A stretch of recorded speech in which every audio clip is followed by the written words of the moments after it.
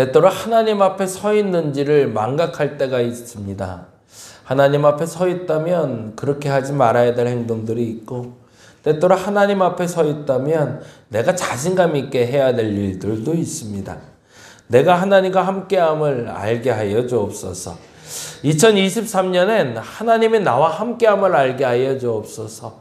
그래서 두려워할 일보다 자신감 있게 나아갈 일이 더 많아지게 하여 주시고, 할 수 없다 여겨지는 일보다 할 수 있다 여겨지는 일이 더 많게 하여 주옵시고, 두려워 떨어서 지금까지 불편해서 아니면 내 생각 때문에 하지 못했던 일들을 이제 주님의 생각으로 행하게 하여 주시옵소서. 믿음이 있다면, 그리고 그 믿음이 무엇인지 안다면 내가 지금 무엇을 할 수 있는지를, 그리고 무엇을 해야 되는지를 알지인데, 하나님 내게 그 믿음 허락하여 주시옵소서. 하나님 그 믿음으로 살아가길 원합니다. 우리 달인목교회가 그렇게 서길 원합니다. 부족한 종이 먼저 그렇게 서게 하여 주옵시고, 또 우리 사랑하는 성도들이 그렇게 서게 하여 주옵시며, 이 설교를 듣고 다시금 새심 얻어 일어나길 원하는 이들이 그렇게 되기를 원하오니 하나님 일어서게 하여 주옵소서. 열정을 다하게 하여 주옵소서. 최선을 다하게 하여 주옵소서. 깨어있게 하여 주옵시고 또한 승리하게 하여 주시옵소서. 감사합니다. 고마우신 예수님 이름으로 기도드렸습니다. 아멘, 아멘. 오늘은 마태복음 25장을 보는 날입니다. 25장, 26장 보는 날이고요. 그 중에 25장 1절에서 13절 말씀 같이 읽습니다.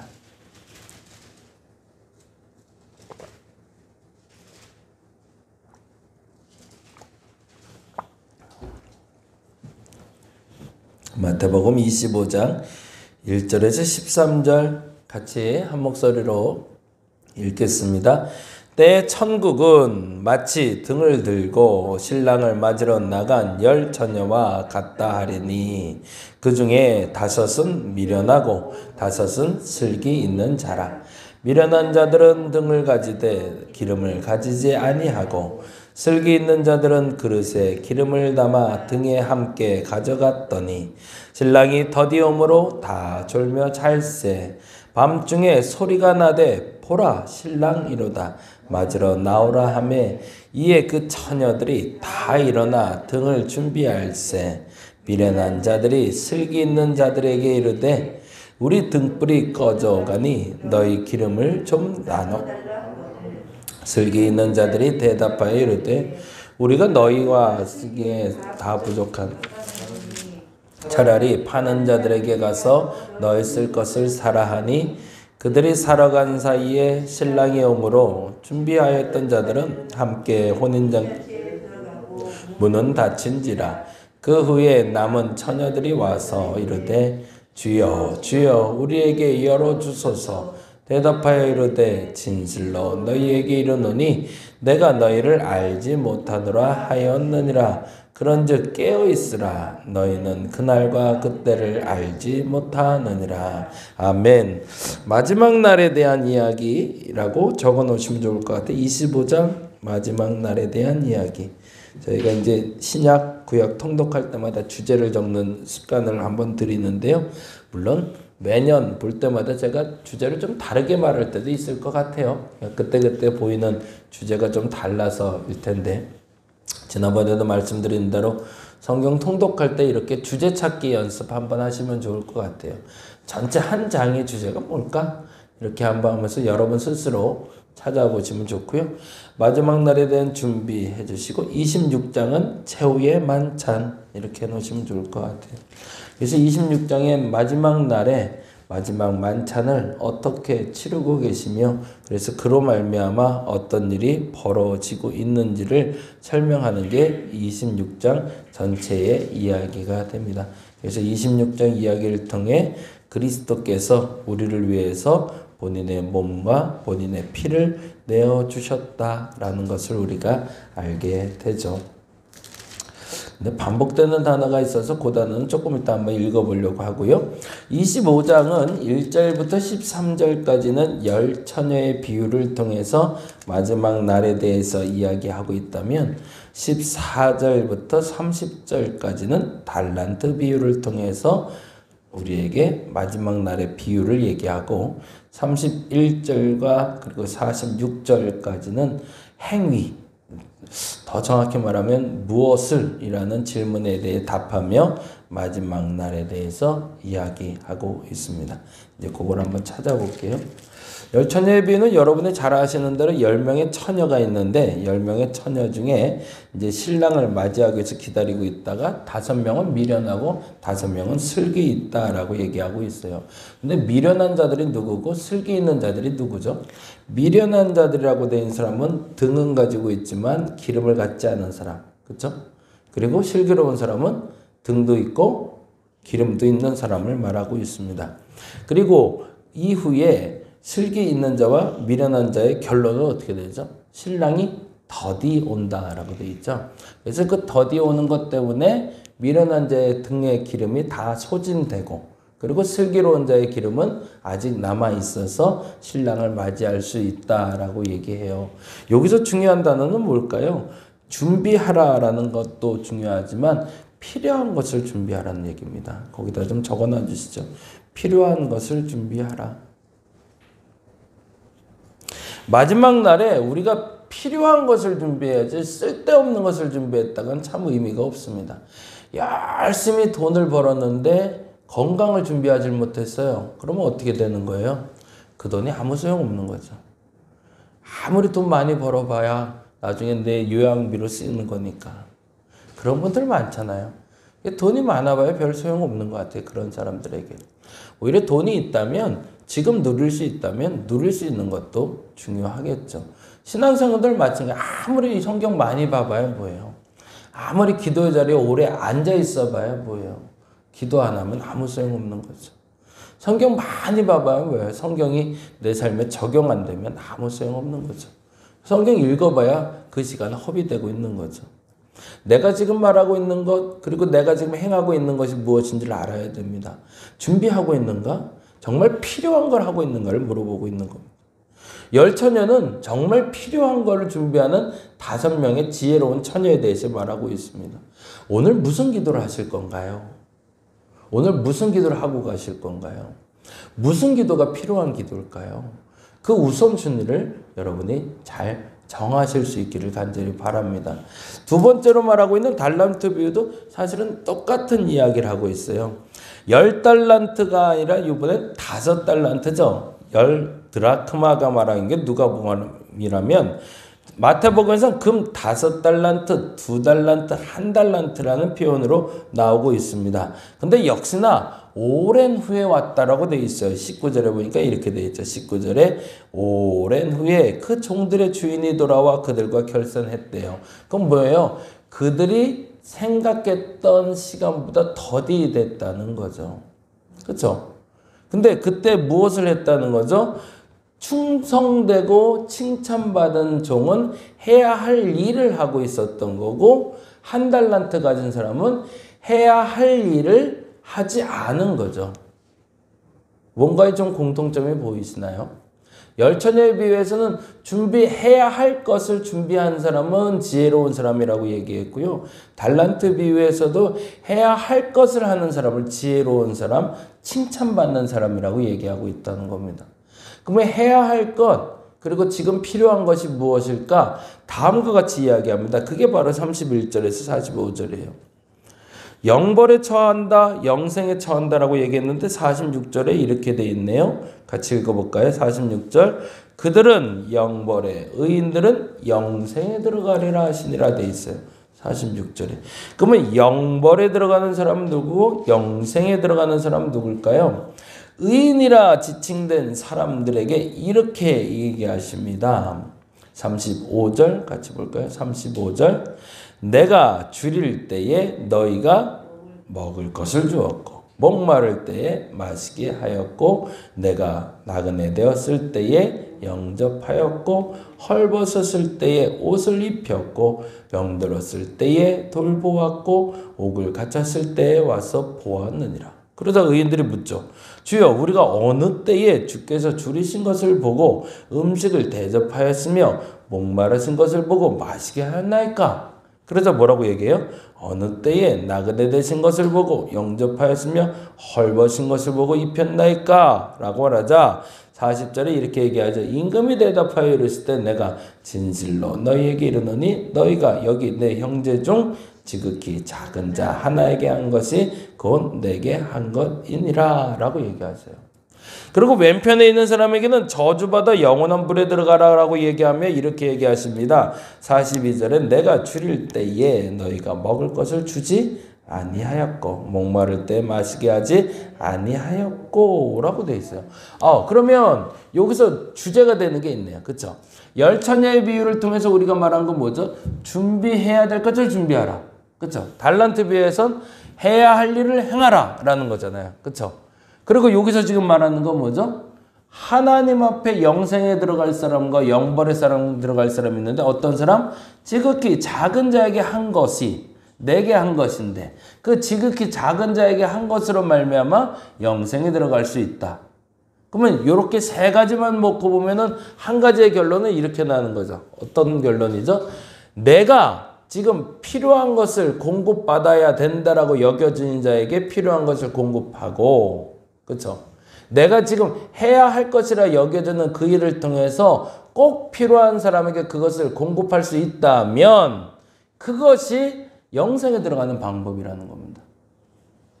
내가 지금 해서 무엇을 필요로 하는 사람에게 도움을 줄 수 있는지를 찾을 수 있는 여러분 되시기 바랍니다. 2023년에 내 도움을 필요로 하는 사람들이 있습니다. 내가 지금 해야 할 일이 있습니다. 그걸 찾아내는 지혜가 여러분에게 생기시기 바랍니다. 그게 안 되면 안타깝지만 수많은 시간을 지나고 나도 쓸모없어져요. 이게 무서워요. 어저께 제가 한 곳을 좀 다녀왔어요. 좀 답답한 마음도 들고 궁금한 마음도 들어서 강화에 있는 영종도에 있는 교회를 갔다 왔어요. 130년 된 교회예요. 교회 규모로 보면 한 600명 들어갈 수 있는 규모예요. 이번에 카페가 됐어요. 교회가. 너무 예쁘게 꾸몄어요. 제가 2시간 정도 걸려서 영종도에 도착했는데 2시간을 기다려야 된대요. 입장하려면. 그래서 못 들어갔어요. 결국엔 못 들어가고 왔어요. 그냥 입구만 보고 왔어요. 십자가도 뗐고요. 예, 그냥 카페야. 전체 교회 건물 전체가 카페가 됐어요. 감리교 최초의 교회예요. 영종도에. 두 가지 생각이 들었어요. 보고 오면서 야, 교회를 이렇게 해서 사람들이 많이 오게 할 수도 있구나. 근데 눈 씻고 찾아와도 건물만 있지 교회가 없어요. 무슨 말인지 이해가 되시나요? 옛날에 최초에 1904년도에 지어진 그 건물도 남아있어요. 그 건물에도 사람들이 오가면서 사진 찍는 포토존으로 만들어졌어요. 목사님 사택도 박물관으로 만들었어요. 여기까지 봤을 때 좀 고민이 됐어요.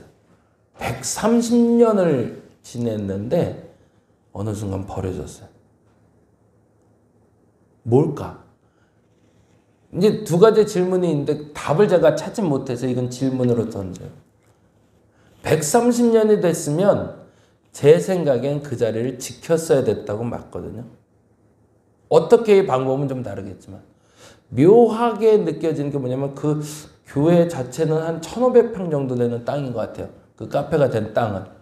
근데 그 옆에 그 교회 이름이 왕산교회라는 교회였어요.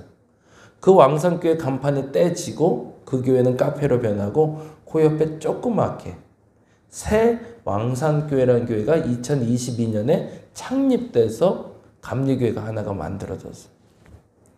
묘한 오버랩이 하나가 됐어요. 그래서 두 가지 생각이 왔는데 이건 확인해보고 제가 다시 한번 말씀드릴게요. 지금은 확인할 수 없어 말씀드리지만 한 가지의 확실한 정보는 그 전에 담임 목사님이 그 건물에 그 큰 건물에 사람들이 더 이상 차지 않자 영종도의 하늘도시라는 신도시로 교회를 이전하면서 그 교회를 매각하셨대요. 그래서 건물이 매각이 된 거예요. 뭐 이단이나 다른 데 매각된 게 아니고 어떤 건축업자에게 매각이 돼서 건물 외관이 이쁘니 그걸 카페로 꾸민 거예요. 그리고 그 보상으로 35억을 받았고 35억으로 건물을 지으셨대요. 그리고 그분은 팔고 나간 거죠. 목사님이. 그러면 요 옆에 교회는 뭘까가 생각이 됐어요. 그건 뭘까? 제 생각인데요. 추측컨대. 아니 그것에서 사람이 모이지 않는다고 해서 교회가 떠났으면 거기엔 더 이상 교회가 생기지 말아야 되잖아요. 근데 왜 거기에 굳이 교회가 생겼을까? 아마도 그 자리를 지키려는 사람들이 아니었을까?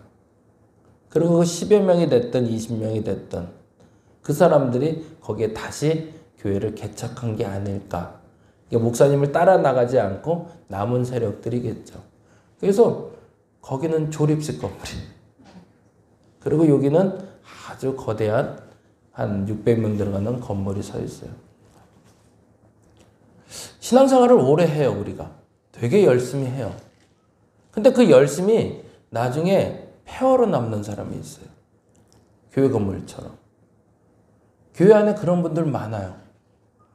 한 교회 50년, 40년, 30년 다녀요. 열심히 다니죠. 최선을 다해 다니죠. 근데 생각해 보는데 그 열심과 최선이 사실은 쓸모없는 것이 열심과 최선이었던 거예요. 내가 지금 도대체 뭘 지키려고 나가 지금 이 자리에 있는 건가? 열처녀처럼 정말 끝까지 나는 기다렸는데 정작 신랑은 못 만나고 가는 어리석음이 없기를 바랍니다. 달란트는 갖고 있는데 그 달란트를 가지고 있으면서도 하나님 앞에 욕먹는 사람은 되지 않기를 간절히 바랍니다. 거기에 중요한 단어가 또 하나의 이 단어가 숨어 있어요. 그 단어만 얘기하고 마무리할게요. 25절에 시작이 되는 단어예요. 25장 1절 같이 한번 읽어볼까요? 25장 1절 같이 읽겠습니다. 시작. 때에, 그쵸. 거기다 동그라미 했어요. 이야기 시작은 때로 시작되고 있습니다. 그건 뭐죠? 지금 25장에서 전체 흘러가면서 제일 중요한 단어는 뭐예요? 작은 자를 섬기고 굶주린 자를 채우고 이것도 중요해요. 근데 그거보다 더 중요한 건 때라는 걸 놓치지 말라는 거예요. 그게 25장의 포커스예요. 때예요. 그러면은 다시 한번 쭉 읽어줘요. 미련한 사람과 슬기로운 사람의 기준은 뭐예요? 신랑이 올 때를 알았는가 몰랐는가요? 그쵸? 달란트 비유에서 가장 중요한 건 뭐예요? 주인이 오랜 후에 왔는데 주인이 올 때를 알았는가 몰랐는가요? 더 중요한 거 볼까요? 25장에 앞서 읽었던 의인에 대한 기준입니다. 같이 한번 읽어보죠. 37절입니다. 같이 볼까요? 37절. 이에 의인들이 대답하여 이르되 뭐라고요? 주여 우리가 어느 때라고 되어 있어요. 그리고 가장 많이 반복되는 단어가 뭔지를 보죠. 37절 계속 봅니다.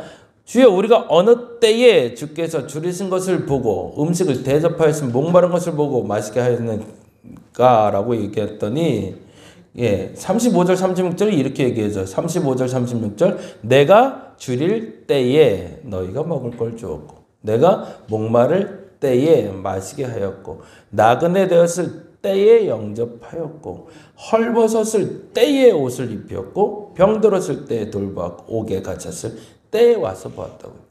거꾸로 말하자면 배고프지 않은데 먹을 걸 주면 마음을 불편하게 만들어요. 목마를 때 마실 걸 줘야 시원하게 잘 먹었다고 그러지 목마르지 않은데 물 갖다 주면 불편할 수 있어요.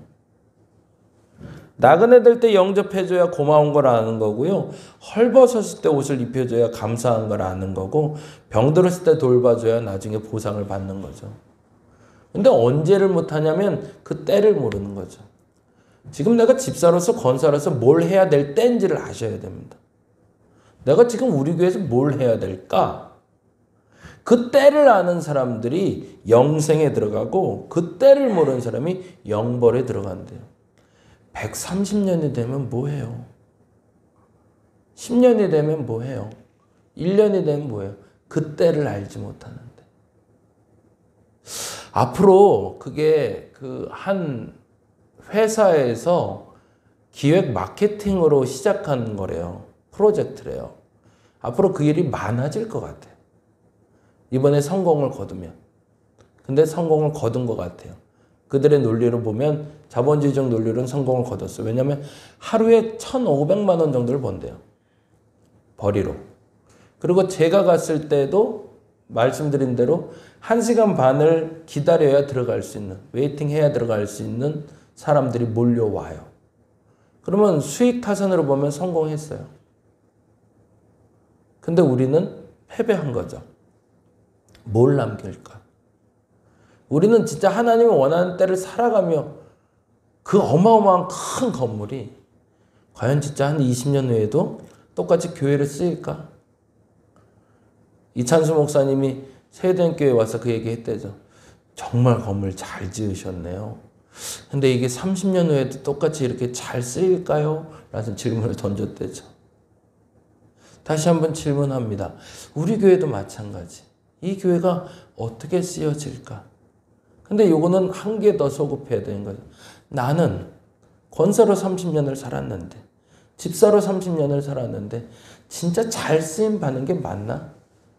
나중에 내가 무덤에 갈 때 폐허가 돼서 무덤에 가는 건 아닐까? 여기엔 경각심을 가지고 2023년 여러분이 도전하는 마음으로 이 때를 살아갈 수 있는 저와 여러분 되시기를 간절히 바랍니다. 기도하겠습니다. 때를 살아내야 됩니다. 지극히 작은 사람을 섬기는 것도 중요하지만 의인으로 기준을 삼는 것은 어느 때에 무엇을 해야 되는가를 아는 것입니다. 그 때를 아는 우리가 되게 하여 주시옵소서. 감사합니다. 고마우신 예수님 이름으로 기도드렸습니다. 다 같이 기도하고 돌아가겠습니다.